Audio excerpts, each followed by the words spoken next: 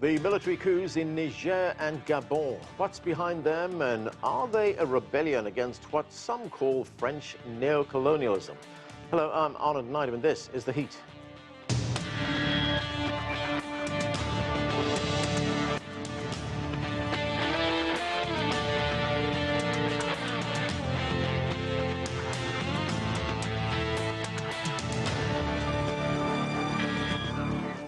There have been military coups in 6 countries in West and Central Africa since 2020.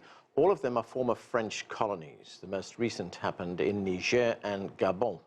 On July 26th, Niger's President Mohamed Bazoum was detained by his presidential guard and placed under house arrest. The military has called on France to remove its ambassador and all of its troops from the country. A force of 1,500 French troops has been working with Nigerian security forces in an effort to stop jihadist terrorism. French President Emmanuel Macron has rejected those requests. On August 30th, Gabon's President Ali Bongo Ondimba was removed from power by his military after declaring himself the winner of a disputed election. The Bongo family has ruled Gabon for over 55 years and is a close ally of France. Military General Brice Oligui Nguema declared himself the interim president. His newly appointed prime minister says the country will need a 2-year transition before holding free elections. The process we have to carry out to reach this election is an inclusive one. Inclusive means that discussions and consultations will involve many people. So there will be a lot of back and forth, synthesis, restitutions, and validations of the results we get halfway through. As a result, I believe that this can be completed within 24 months. For more now on the recent military coups in West and Central Africa, let's bring in our panel. Joining us from Paris, France, is Nabila Ramdani. She's a French journalist and academic of Algerian descent and author of Fixing France: How to Repair a Broken Republic. Here in Washington, D.C., Abdullahi Boru Halake is an Africa security and policy analyst. From Kampala, Uganda, Joseph Ochieno is a writer and commentator on African affairs, and Ovigwe Egwegu is a policy analyst for Development Reimagined. He joins us from Istanbul in Turkey. Thank you, everyone, for being with us. So, Ovigwe, let me start off with you. Welcome to the show. Gabon is, of course, the latest African country that is facing a coup. It has been ruled by the Bongo family for something like 55 years. And if we look very briefly at the country, it's defined as a middle-income country, but 1/3 of the population lives in poverty, and there is an unemployment rate of 20%. What do you believe was the catalyst for this coup in Gabon? Yeah, thank you very much for having me on your show. I think Gabon's coup has been a long time coming, because if you go back to 2016, when we had the elections, when Ali Bongo was running for a second term, that election was marred with accusation of fraud, and the aspersions actually played out in the streets because people went on to protest. They even torched part of the parliament. Some people were killed, and but he was able to maintain his grip on power.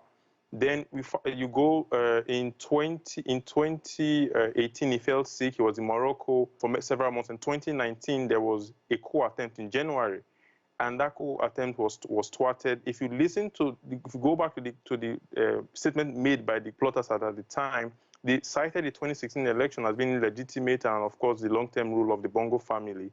So fast forward to 2023, we saw another election, again with several aspersions of fraud. Reporters Without Borders said foreign journalists were not allowed to cover the elections. Immediately after the elections, Ali Bongo was announced winner with about 65% of the votes. But if you notice, there were no celebrations. And then you had the coup hours later, and then there were celebrations. So if people are not celebrating an election result, but they're celebrating a coup, you didn't really have an election. And when Bongo spoke for the first time with video, he was speaking in English, talking to the rest of the world to come to support. If he did have 65% of the vote of Gabonese, he will be speaking to his supporters to come to the street to defend their mandate. So I think the political process is the underlying issue, the broken political process rather, the underlying issue that drove the coup that we saw recently. Right, and very briefly, Ovigwe, what do we know about the fate of the ousted president, Ali Bongo Ondimba? He was on house arrest for over a week, I think, and then his son also was taken into custody. His son's chief of staff was taken, his son Nuruddin Bongo was taken into custody. Several millions of dollars and CFAs were found in his apartment, which they say is campaign funds. Elections are over, but he still has a lot of money stashed up for campaign. After we saw the swearing of a transitional government, we heard the announcement that he's free to travel for his medical leave because he's been sick for many years now. So I think the announcement that he's free to travel really shows the consolidation of power of the pushes. Joseph, as we heard, Gabon's interim Prime Minister, Raymond Ndong Sima, he wants 2 years before calling new elections. And the president, the man who's declared himself president, General Brice Oligui Nguema, he is promising a new constitution and electoral code. He wants a new electoral code as well. Firstly, do you think 2 years is reasonable? And do you believe that this is a sincere effort on the part of those who carried out this coup at some kind of reform of the government system? On the question of sincerity, it's difficult. Military coups are military coups. They're nothing less, nothing short of anything else, unfortunately. But in some cases, they seem to be welcomed, as has been suggested, more than election outcomes. In terms of the timetable, I think it's a balance reasonably struck. Because anything longer than that, I think both the Gabonese people, observers like ourselves, in particular African observers like ourselves, and indeed friends, the international community, would possibly be saying that they're stretching deliberately. I think they're trying to show that they really mean well for Gabon, and it was not anything else except the grievances that they present. But military guys will present grievances anyway. Idi Amin in our own native Uganda had a cheeky list of grievances, but of course he had overthrown the most elected and, if like, the most progressive government in the history of our country. So it's neither here nor there. I think from their perspective, things had really started to change, particularly the Bongo son, who's just been deposed. Around his first term, the tone, the language, the attempts that he actually tried to make on reforms in Gabon were possibly not particularly bad, notwithstanding the fact that he was a continuation of a dynasty. So structurally, it's possible for that to happen. I can also use another example. After we had gotten rid of Idi Amin in Uganda, elections were held within 18-month period, and it was held successfully, although the opposition cried foul. But so, except for the constitutional making process, and it depends on really how you want to do it, it is actually possible. Quite clearly, again, Gabon is a small country, relatively small country, fairly rich. People are generally very tired of this one family thing.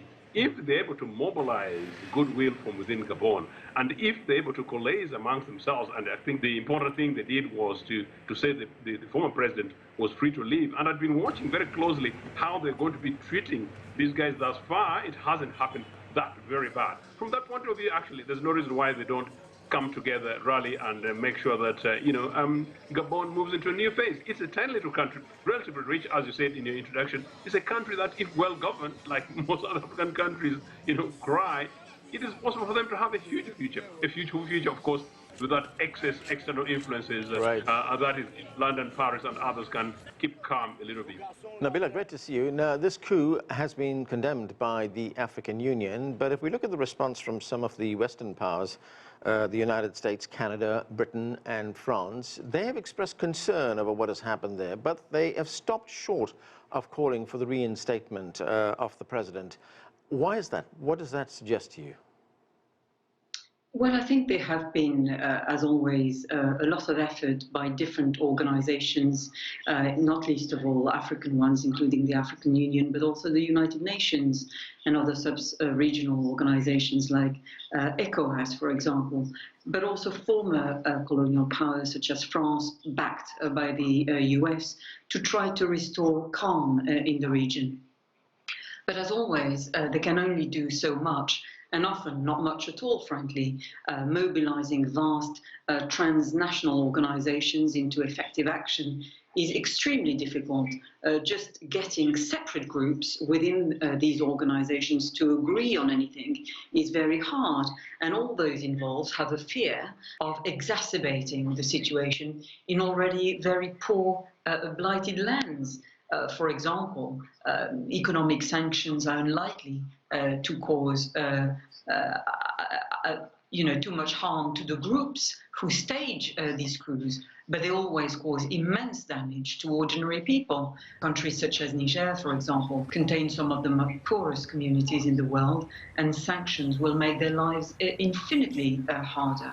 Armed force is another option, but I would contend that provoking more war in countries that are literally already being run by soldiers is only likely to cause even more horror. Having said all that, Niger is now accusing France of amassing troops and equipment in ECOWAS states in order to launch a military intervention against in Niamey to restore the Paris-backed deposed president.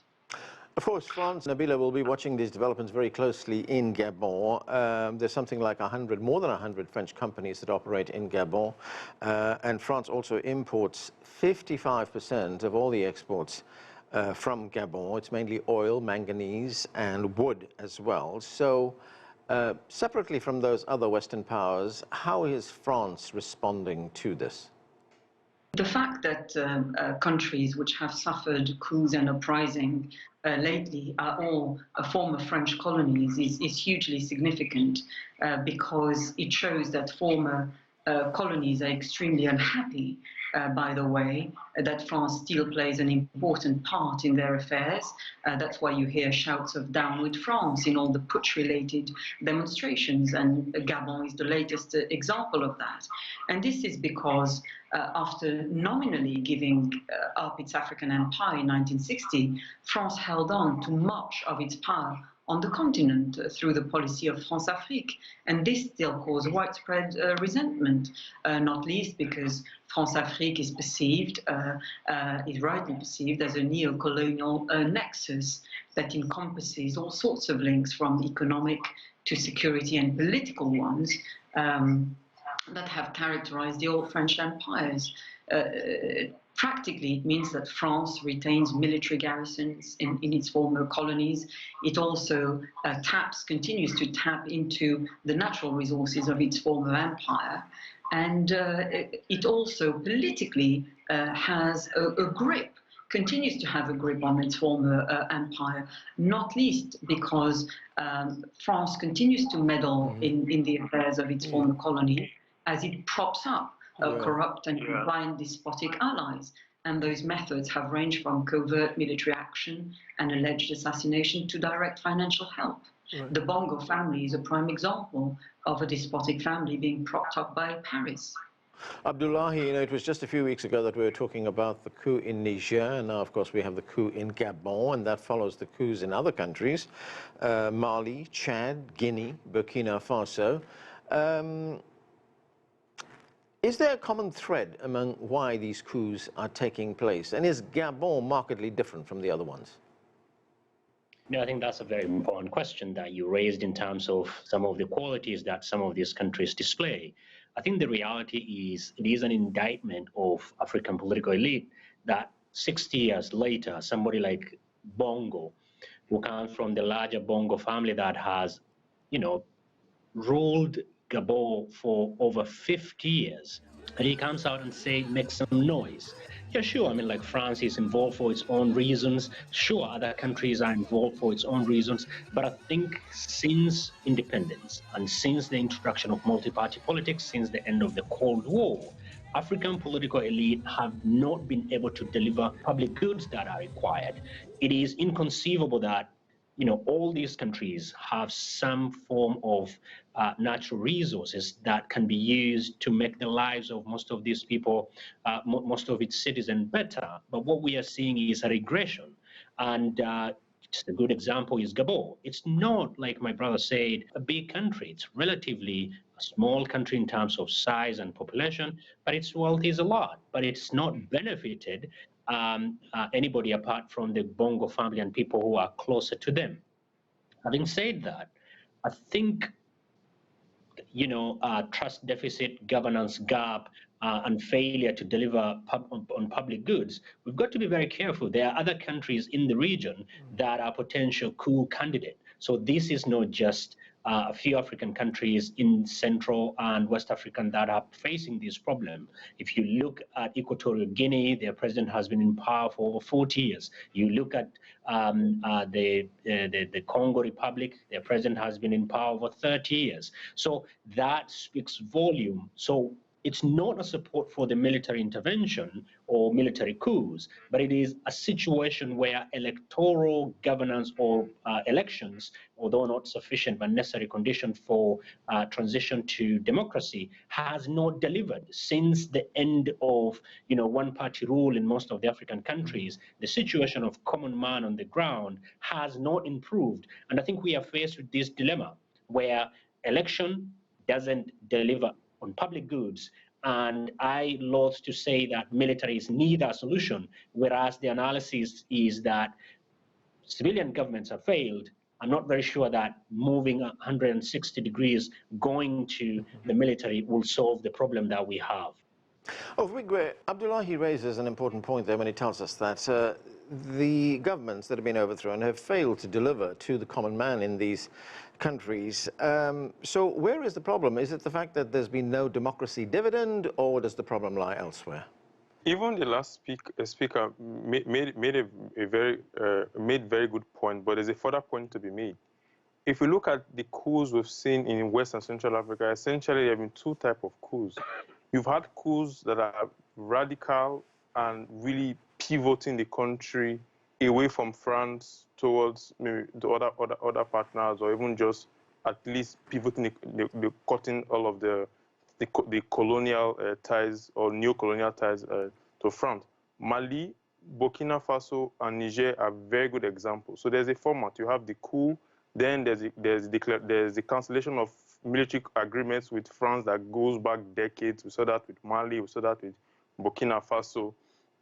And there's a diplomatic crisis where the French ambassador is expelled, and then you have the French military kicked out. I mean, some of the troops you have in Niger today, they're coming from Mali in Operation Barkhane that was kicked out, and European Union training mission. So these countries, you could very well define the coups happening or the trend happening in these countries as a continuation of the decolonization process. Because you have on the streets of Bamako, Ouagadougou and Niamey, people really setting the French flag on fire and then waving Russian flag. You didn't see that in Chad, for instance. You didn't see that even in Gabon. So, and because the coup in Gabon is very different. The coup in Gabon is very closely linked to the coup in Guinea. So this is like the second type of coups where it's really about the electoral process. If you go back to the coup in Guinea, Conakry, it was because President Alpha Condé, against ECOWAS and against all advice of regional countries, decided to extend his, manipulate the constitution to run for a third term, and then we had the coup carried out by the head of the presidential guard, who now runs the country, Doumbouya. The same thing we're seeing in Gabon also. The coup was executed by the head of the Republican Guard in Nguema, because, of course, again, the electoral process. In both of these countries, it wasn't really anti-French new colonial sentiment. Right. It was really the electoral process. But Mali, Burkina Faso, Niger, very, very different. Nabila, Niger's military leaders are demanding that France withdraw the troops that are in the country. They number about 1,500, as well as the French ambassador. President Emmanuel Macron of France, he's been talking about this. He made a statement on the sidelines of the G20 summit, which took place in India. This is what he had to say. Let's listen. La France a une position simple. France has a simple position. We are condemning it. We are demanding the release of President Bazoum and the rehabilitation of the constitutional order. And we do not recognize any legitimacy in the statements of the putschs. President Bazoum has not renounced his power, and so, if we ever redeploy, I would do so only at the request of President Bazoum and in coordination with him, not with those responsible who are today holding a president hostage. So, Nabila, here we have the the Niger authorities, rather, asking France to pull its troops out, to get its ambassador out, and President Macron saying that's not going to happen. He's rejected that. I mean, are these two sides on a collision course here? Or, I mean, you pointed out a moment ago that nobody wants more war, more violence, but there's going to have to be a climb down by one or other side, isn't there? Well, yes, absolutely. But I think what this certainly shows is the steady humiliation of France in its former African colonies. And despite decades of careful nurturing from Paris, countries that were once firm allies are effectively turning their backs on the old colonial master, and they're seeking new international partners. And this is what the situation in Niger is a reflection of, and France is jittery about all this because it's effectively part of a new Cold War by proxy. France now has to compete against potential new partners such as China and Russia, which are closing in on the African continent. But I think I would agree also that with the other guests that the situation has also to do with structural problems in Africa. And I think seeing one coup happening after the other makes the African continent a bit, which has always been a highly volatile area, a bit jittery about the democracies that are still in place, civil rule that are still in place, are jittery that coups might happen in their own countries as well. But I think the problems are mainly due to a widespread economic failure, the constant threat of terrorism, and indeed perceived weaknesses in incumbent leaders, which have always threatened revolution. Joseph, looking at these coups and other developments in the region, what kind of impact is it having on the broader geostrategic power balance there? I think it's really too early to say, but generally I think it's major. It is going to be different by possibly the next 12 months, the map of this continent and the tone of this continent. Except, of course, the continent is substantially disadvantaged by leadership. As a matter of interest, including to your programs, I have suggested strongly that the underlying issues have been structural, and actually one of the structural elements not mentioned is in my opinion, if you like, a response of some sort, not possibly very well coordinated, but response by the continent to neoliberal agenda, neoliberal programs that links to, the Bretton Woods institutions' impositions on the continent that were substantially backing, if you like, regimes then called elected, in many cases military guys in Western suits, whether they're backed by Paris, London and or Washington, particularly those three suspects on the continent. And they did make a terrible mess of the whole thing. And that's why I think listening to President Macron and being somebody who's not only on this business, but somebody who campaigned over the last 30 years as a youngster for restoration of multipartyism on the continent and knocking on the doors of those three major capitals, including London and Paris,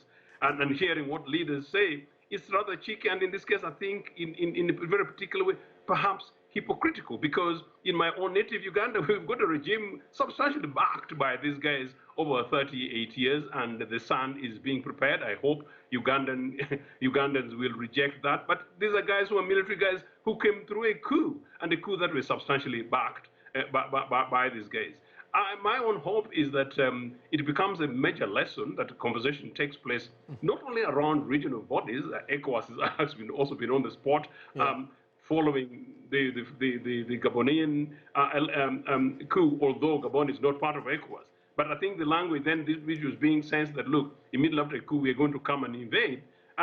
They suddenly realize that it's not as easy as that. So other than ECOWAS, I think, or regional bodies, primarily where is the African Union? The African Union, in my opinion, is substantially unattached here. But it's also very interesting that France might be wanting to continue to prepare itself. And I think if France actually invades Niger, it will be very unfortunate for this continent. I think it will also be very unfortunate for France. Whatever happens, I think we are in a dawn of a new era. To the extent that people like myself, who for the first time are beginning to say that, well, maybe some of these military guys have got a message and that they deserve a sense of a hearing. But like one of our colleagues said much earlier, there's no circumstance under which a military regime on this continent or anywhere else is an alternative to pluralist democracy. Right.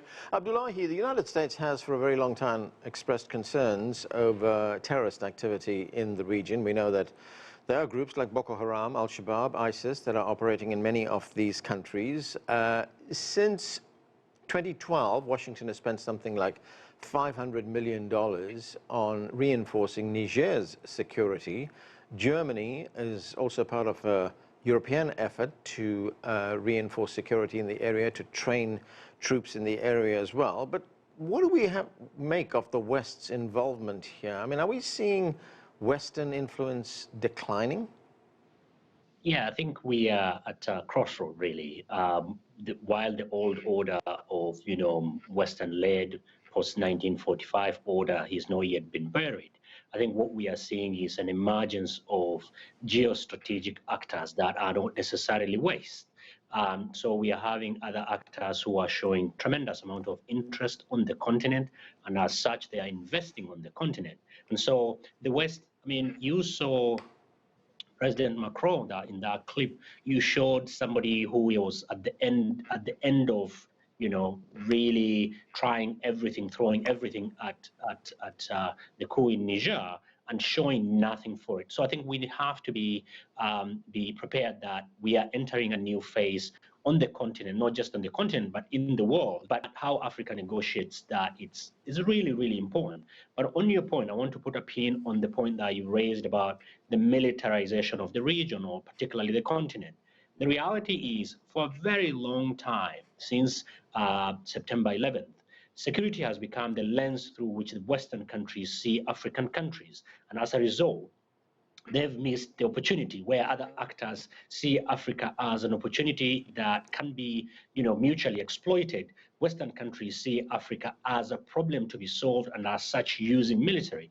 If you just look at the number of military bases that Western countries have, not just on the central and western part of the continent, and then you have to ask yourself, with all that level of investment, and it's not been able to prove some of what we are seeing on the continent. It's a serious repudiation of a largely securitized, focused on the continent. Yeah. When you have a continent where the median age is 19 years, and you are investing in that, when by 2050, almost half of the population of the world lives on the continent, and instead of seeing that as a potential solution, and your approach is just build military bases, train more military officers, and the result then, little wonder, when combined with the structural problems, domestic, political leaders that do not care about, delivering public goods. Yeah. Little wonder then you see young military officers taking the reins of power through military force. Nabila, very quickly, I've got less than a minute, but we're talking about the broad implications of what is taking place in the region. But for France, there's some real-world effects as well, isn't there? I mean, France imports large amounts of uranium from Niger, for instance, which powers its nuclear power plants. The price of uranium has just been put up by Niger from 80 cents to $200 a kilo. What are the consequences for France? Could the lights go out? Well, these implications mean that they are one of the reasons why France is fiercely determined not to let go of countries such as Niger, which contribute so much to its own working, frankly. Niger is technically a very rich country because it has masses of wealth derived from uranium and gold, but because of its neocolonial exploitation, it remains an underdeveloped country. In fact, one of the most underdeveloped countries in the world. And according to the World Bank, more than 10 million Nigerians live in extreme poverty. And, it's France, invests alleged aid programs into countries such as Niger, but it derives far more than it in fact contributes to countries in sub-Saharan Africa. Okay, that's where we have to leave it. Thank you to all of you for being with us. And that is it for this edition of The Heat. I'm Anand Naidu in Washington, D.C.